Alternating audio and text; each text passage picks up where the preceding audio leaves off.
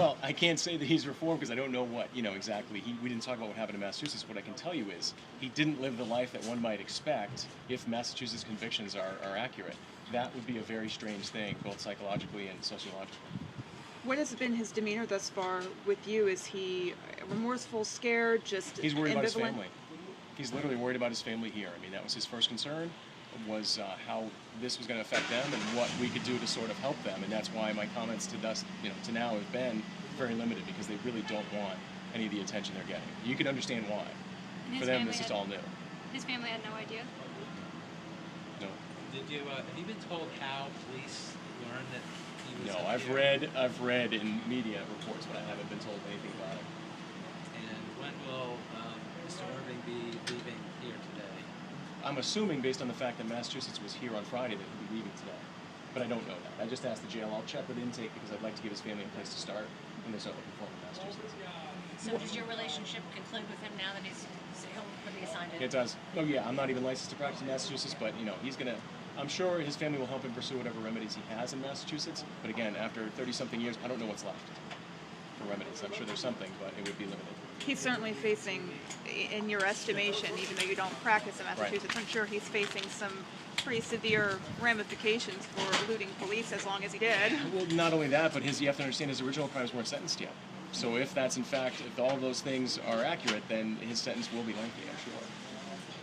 I missed your opening statement in terms of what did you need the entire weekend to go over this and the motive today? Well, I can't talk about that. I Okay. can just talk about the fact that today he chose to waive extradition. Okay. Do you know how he was able to go undetected? I mean, did he have help Again, from I family? know what has been reported. We didn't talk about a lot of that stuff. Literally, we did not, because it's not in his best interest to have me even talk about those things.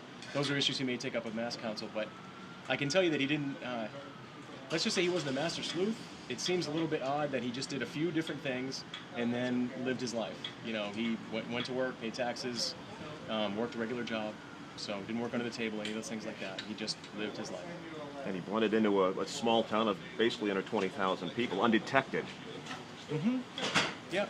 State police were just saying it would be very unusual for somebody who had a pattern of being a rapist to suddenly completely change his lifestyle for the next 30 years. It would be incredibly unusual, and that would be that's something for a psychiatrist or some sort of a professional to comment on. I can tell you from my experience in the criminal law, it would be a very strange circumstance to go from committing events or behaviors like that and then zero.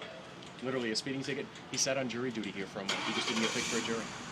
So those are strange things. They don't happen. Did he take his brother's identity, lock, stock, and barrel? We didn't talk about that. And what was he doing for work here in Maine? He was working for a telephone company, running wires and troubleshooting complex phone systems. Okay, so job with benefits, social security number, paying taxes. Like I said, Yeah. like every one of us has a job that we pay taxes for and we go to work every day. Yeah. That's what he did. The trooper said he picked up a fake driver's license back in 1979, and that I kind don't of know. I didn't opened- see any of his identification at all. If, as far as the firearms charges go, if let's say that doesn't go federal and it stays state of Maine, do you anticipate you'd be working with him on that? I'm going to work or- with his son on that because obviously he's going to be in Massachusetts at this point. But all I can tell you is it sounds like there was a whole lot of weapons in the house.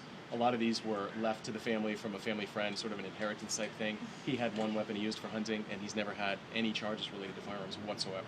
He was baking a cake when they arrested him. Who are the family members who are here today? Well, they want to remain anonymous, but Well, I know, basically but- that's his wife and his two children. Does and he a couple also other friends. have grandchildren? We heard he had. He does. He does. Yeah. Just one, correct?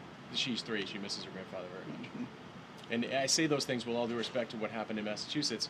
You have to understand that the story that is Maine's has to deal with a gentleman named Greg Irving.